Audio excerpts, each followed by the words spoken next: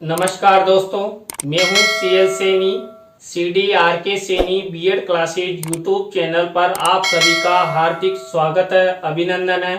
देखिए, हम हमारे यूट्यूब चैनल के माध्यम से आप सभी के लिए पाठ योजना निर्माण कार्यक्रम चला रहे हैं। इस पाठ योजना निर्माण कार्यक्रम के तहत आपके सभी शिक्षण विषयों की पाठ योजनाएं आप कैसे बना सकते हैं, उनके बारे में आपको विस्तृत ज्ञान प्रदान किया जा रहा है।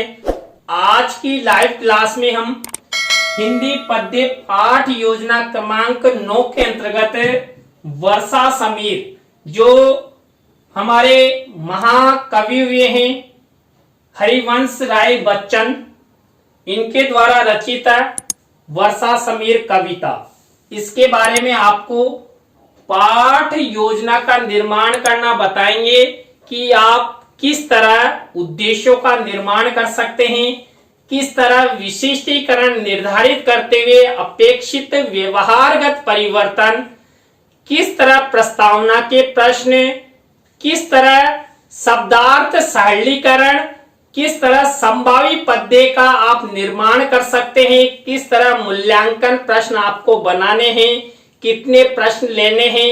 तो इन सब के बारे में हम आपको विस्तार पूर्वक बताएंगे। तो आप सब बने रहें हमारे साथ, हमारे YouTube चैनल के साथ। और यदि आप हमारे YouTube चैनल पर पहली बार आए हैं तो हमारे YouTube चैनल को सब्सक्राइब करें और पास ही बने बेल आइकन के बटन को जरूर दबा देवे, जिससे हमारे द्वारा जब भी कोई पाठ योजना अपलोड की जाती है या पाठ योजना से संबंधित कोई लाइव क्लास चलाई जाती है तो उनके नोटिफिकेशन आपको मिल सके और आप पाठ योजना निर्माण करना सीख सके।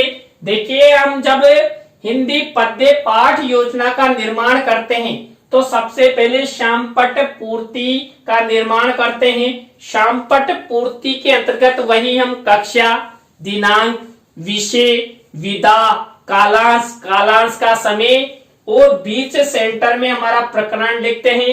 प्रकरण को अंडरलाइन करते हैं, इन्वर्टेड कोमाज में बंद करते हैं।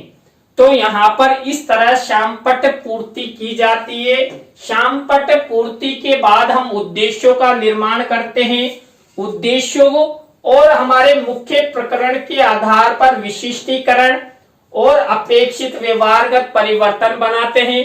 देखिए, जब पद्य पाठ योजना का निर्माण किया जाता है तो पद्य पाठ योजना का प्रथम उद्देश्य होता है ज्ञानात्मक।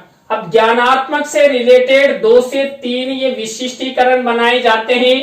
2 से 3 ही संबंधित ये अपेक्षित व्यवहारगत परिवर्तन बनाए जाते हैं। तो यहाँ पर इसी तरह इसी प्रक्रिया का सहारा आपको लेना है। इसी तरह देखिए, जो दूसरा उद्देश्य है अर्थ ग्रहणात्मक, अर्थ ग्रहणात्मक से संबंधित ये विशिष्टीकरण और ये अपेक्षित व्यवहारगत परिवर्तन। इसी तरह जो 3rd नंबर का उद्देश्य है अभिव्यक्त्यात्मक, अभिव्यक्त्यात्मक से रिलेटेड ये विशिष्टीकरण और ये अपेक्षित व्यवहारगत परिवर्तन। देखिए, आपको इसी तरह विशिष्टीकरण और अपेक्षित व्यवहारगत परिवर्तन बनाना है। विशेष रूप से आपके उद्देश्य और प्रकरण को ध्यान में रखना है। इसी तरह देखिए, 4थे नंबर का जो उद्देश्य है कौशलात्मक, कौशलात्मक से रिलेटेड ये विशिष्टीकरण और ये अपेक्षित व्यवहारगत परिवर्तन। इसी तरह 5वें नंबर का उद्देश्य है अभिरुच्यात्मक, अभिरुच्यात्मक से रिलेटेड ये विशिष्टीकरण और ये अपेक्षित व्यवहारगत परिवर्तन। देखिए, वही 2 से 3 ही विशिष्टीकरण और 2 से 3 ही अपेक्षित व्यवहारगत परिवर्तन बनाए गए हैं। इसी तरह 6 नंबर का हमारा उद्देश्य है अभिवृत्त्यात्मक, अभिवृत्त्यात्मक से रिलेटेड ये विशिष्टीकरण और ये अपेक्षित व्यवहारगत परिवर्तन। तो देखिए, जब हम पद्य पाठ योजना का निर्माण करते हैं तो ये 6 उद्देश्य बनाते हैं। 6 उद्देश्यों के बाद देखिए, हम कक्षा शिक्षण सहायक सामग्री का कॉलम बनाते हैं। कक्षा शिक्षण सहायक सामग्री 2 प्रकार की होती है, सामान्य और विशिष्ट। इसमें मुख्य होती है विशिष्ट शिक्षण सहायक सामग्री। देखिए जो यहाँ पर हम वर्षा समीर कविता की पाठ योजना का निर्माण करना आपको बताएंगे, उसमें हम चार्ट और चित्र का प्रयोग करेंगे। हमें जब भी पद्य पाठ योजना का निर्माण करते हैं तो हम चार्ट, चित्र, मॉडल, प्रतिकृति आदि का प्रयोग कर सकते हैं। इसके बाद पूर्व ज्ञान का कॉलम होता है, तो छात्र हरिवंश राय बच्चन द्वारा जो वर्षा समीर कविता है, इस वर्षा समीर कविता के बारे में सामान्य जानकारी रखते हैं। तो यहां तक देखिए हमने क्या किया, हमने सबसे पहले शामपट पूर्ति की, उद्देश्यों का निर्माण किया, विशिष्टीकरण का निर्माण किया, अपेक्षित व्यवहारगत परिवर्तन कैसे बनाए जाते इन सब के बारे में बताया, कक्षा शिक्षण सहायक सामग्री के बारे में बताया और पूर्व ज्ञान तक आपको इस प्रक्रिया के तहत पाठ योजना का निर्माण करना बताया। अब हमारी मुख्य पाठ योजना शुरू होती है जो प्रस्तावना के प्रश्नों से शुरू होती है। प्रस्तावना पहला शिक्षण बिंदु होता है। देखिए प्रस्तावना के प्रश्नों के बारे में आपको मैंने पहले भी बता दिया है और आपको बता देता हूं। हम 3 से 5 प्रस्तावना के प्रश्न बनाते हैं। अंतिम प्रश्न समस्यात्मक होता है। जो प्रस्तावना के प्रश्न होते हैं वो संक्षिप्त होते हैं, प्रश्नों में तारतम्यता होती है, जिग जैग होता है और जो हमारा शिक्षण सूत्र सरल से कठिन की ओर उस शिक्षण सूत्र का प्रयोग किया जाता है। देखिए यहाँ पर इसी घटकों के आधार पर प्रस्तावना के प्रश्न बनाए गए हैं। देखिए पहला प्रश्न, हमारे चारों ओर का आवरण या परिवेश क्या कहलाता है? पर्यावरण। इसी पर्यावरण से अगला प्रश्न बना हुआ है, पर्यावरण में होने वाले परिवर्तनों को क्या कहते हैं? ऋतु परिवर्तन कहते हैं। अब इसी ऋतु परिवर्तन से अगला प्रश्न बना है, ऋतुएं कितने प्रकार की होती है? तो ऋतुएं 3 प्रकार की होती है। अब इसी 3 से अगला प्रश्न बना है, तीनों ऋतुओं के नाम बताओ, सर्दी, गर्मी और वर्षा। अब इसी में से हम अगला प्रश्न बनाएंगे यहाँ पर वर्षा समीर के बारे में, यानी कि हरिवंश राय बच्चन द्वारा रचित वर्षा समीर नामक कविता के बारे में आप क्या जानते हो? देखिए यहाँ पर जो मैंने आपको बताया था 3 से 5 प्रश्न आपको बनाने हैं। अंतिम प्रश्न समस्यात्मक होता है। यहाँ देखिए अंतिम प्रश्न समस्यात्मक है, प्रश्नों में तारतम्यता है, जिग जैग का प्रयोग किया गया है, सरल से कठिन की ओर शिक्षण सूत्र का प्रयोग किया गया है। तो ये प्रस्तावना के प्रश्न आपको इस तरह बनाने हैं। इसके बाद दूसरी स्टेप आती है उद्देश्य कथन। देखिए उद्देश्य कथन हम चित्र के माध्यम से भी कर सकते हैं। तो यहाँ पर देखिए उद्देश्य कथन में, बच्चों आज हम सब हरिवंश राय बच्चन द्वारा रचित वर्षा समीर कविता का रसास्वादन करेंगे। देखिए रसास्वादन शब्द यहाँ पर जरूर लिखना है क्योंकि हम यहाँ पर पद्य पाठ योजना का निर्माण कर रहे हैं। तो ये प्रस्तावना और उद्देश्य कथन हुआ। इसके बाद हमारी थर्ड स्टेप आती है पाठ प्रस्तुतिकरण की। पाठ प्रस्तुतिकरण में जो छात्र अध्यापक होते हैं, छात्र अध्यापिकाएं होते हैं, वो क्या करते हैं, छात्र छात्राओं को निर्देशित करते हैं कि जो हम संबंधित पद्य यानी कविता अध्ययन करने जा रहे हैं उसको आप पाठ्य पुस्तक में पेज क्रमांक के अंतर्गत खोलिए, पाठ को खोलिए। तो यहाँ पर ऐसा निर्देश दिया जाता है। तो यहाँ पर छात्र क्या करते हैं, पाठ्य पुस्तक को खोल लेते हैं। तो ये हुई हमारी पाठ प्रस्तुतिकरण का सोपान। इसके बाद हमारा नेक्स्ट सोपान आता है सस्वर आदर्श वाचन। देखिए 4th नंबर का ये हमारा सोपान है। इसके अंतर्गत सस्वर आदर्श वाचन छात्र अध्यापक छात्र अध्यापिका द्वारा किया जाता है। छात्र अध्यापक छात्र अध्यापिका जो संबंधित कविता है, इस संबंधित कविता को आरोह अवरोह पूर्वक रागात्मक तरीके से कक्षा कक्ष में छात्रों के सामने प्रस्तुत करता है। करती है। तो देखिए यहाँ पर एक विशेष जो आदर्श वाचन होता है, इस आदर्श वाचन में जो हमारा मुख्य पद्य यानी कविता है, इस मुख्य पद्य यानी मूल पद्य से संबंधित विषय वस्तु का यहाँ पर मिनिएचर शिक्षण सहायक सामग्री में चस्पा किया जाता है। तो यहाँ पर देखिए इसके अंतर्गत मूल पद्य यानी कविता लिखी गई है। कौन सी? वर्षा समीर से संबंधित। तो यहाँ पर वर्षा समीर से संबंधित आपको कविता लिखकर किसी पेज पर लिखकर मिनिएचर के रूप में आपको चस्पा करनी है। तो यहाँ पर देखिए हम आपको बताते हैं, इस पाठ में वर्षा समीर से संबंधित जो मूल कविता है, ये इतनी पंक्तियां मेरे द्वारा इस पाठ योजना में ली गई है। देखिए पूरी कविता एक दिन में नहीं हो, तो उसको हम भागों में डिवाइड करके भी क्या कर सकते हैं, पाठ योजना का निर्माण कर सकते हैं। तो यहाँ पर मैंने 2 अंतराल लिए हैं। 2 अंतरालों के आधार पर हम यहाँ पर वर्षा समीर कविता का आदर्श वाचन करेंगे। आदर्श सस्वर आदर्श वाचन के बाद सस्वर अनुकरण वाचन किया जाता है। सस्वर अनुकरण वाचन छात्र अध्यापक जो छात्र अध्यापिका होते हैं, ये छात्रों को निर्देशित करता है, करती है कि आप भी मेरी तरह सस्वर अनुकरण वाचन कीजिए।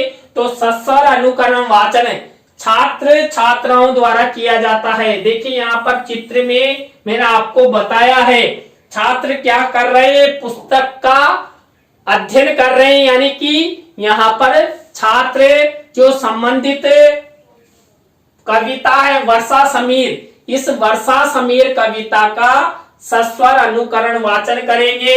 सस्वर अनुकरण वाचन के बाद हमारी नेक्स्ट स्टेप आती है अशुद्धि संशोधन की। देखिए अशुद्धि संशोधन में क्या किया जाता है, जो अनुकरण वाचन के समय की गई अशुद्धियों को जो छात्र अध्यापक छात्र अध्यापिका होते हैं, वो छात्रों की सहायता से और श्यामपट्ट की सहायता से शुद्धिकरण करवाते हैं। तो इस तरह का ब्लैक शीट का मिनिएचर आपको आपकी पाठ योजना बनाते समय लगाना है। सिल्वर कलर के पेन से लिखना है। इस तरह अशुद्ध शब्द और एक तरफ शुद्ध शब्द। तो इस तरह जो भी अनुकरण वाचन के समय छात्र अशुद्धियां पढ़ते हैं, उनको यहाँ पर लिखना है और एक तरफ शुद्ध शब्द लिखना है। तो ये हमारा हुआ अशुद्धि संशोधन का। अशुद्धि संशोधन के बाद शब्दार्थ सरलीकरण वाला शिक्षण बिंदु अपनाया जाता है।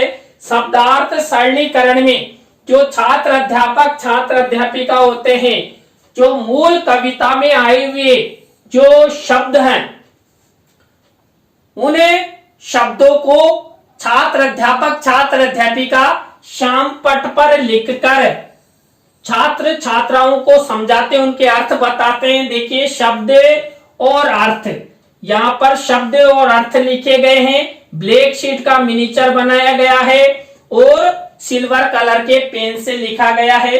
तो यहाँ तक आपको यही प्रक्रिया अपनानी है। इसके बाद शब्दार्थ सरलीकरण के बाद हमारी नेक्स्ट स्टेप आती है।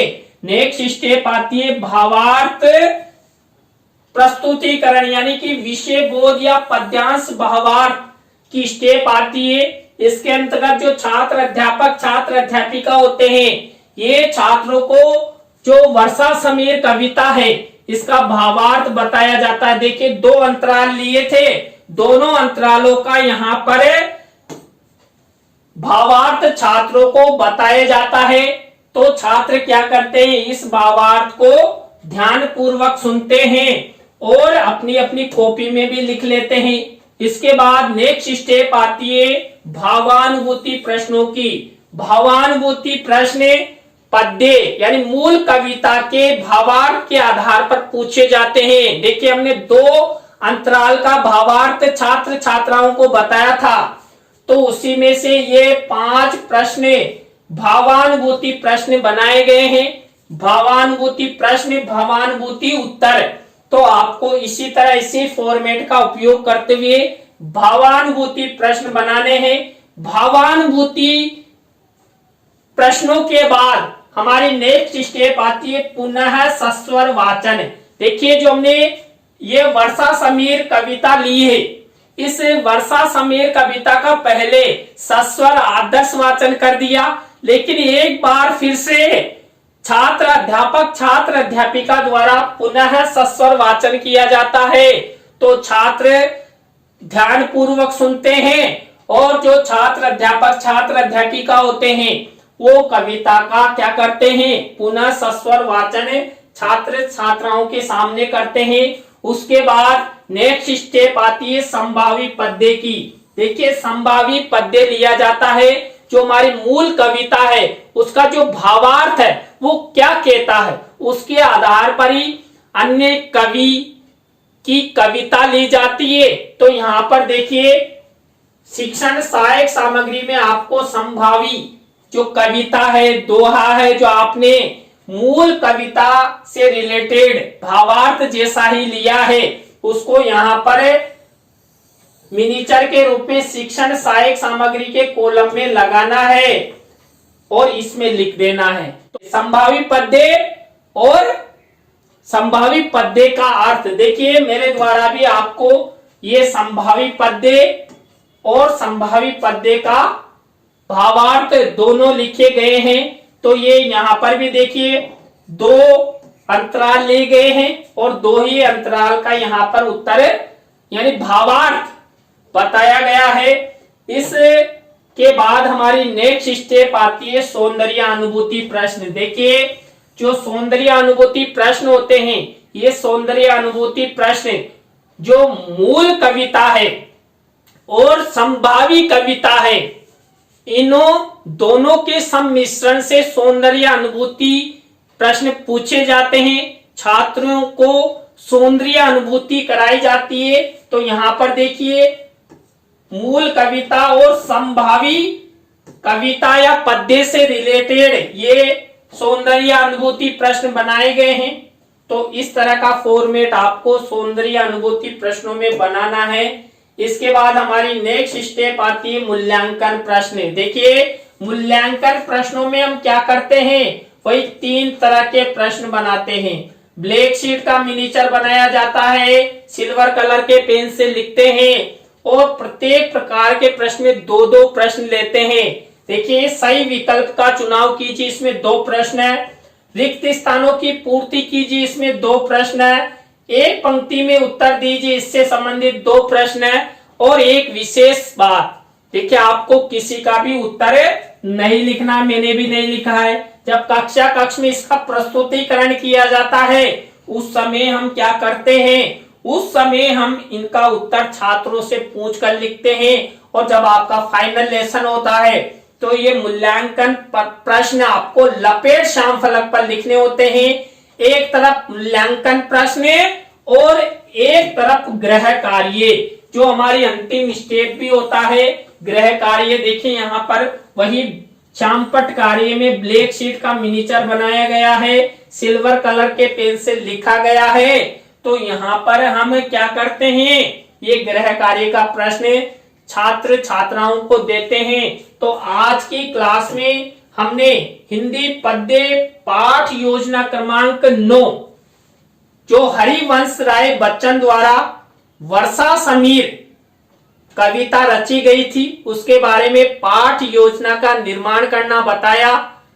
आपको आज की पाठ योजना कैसी लगी कमेंट्स में हमें जरूर बताएं। अच्छी लगी हो तो लाइक करें, कमेंट्स करें और शेयर जरूर करें दोस्तों।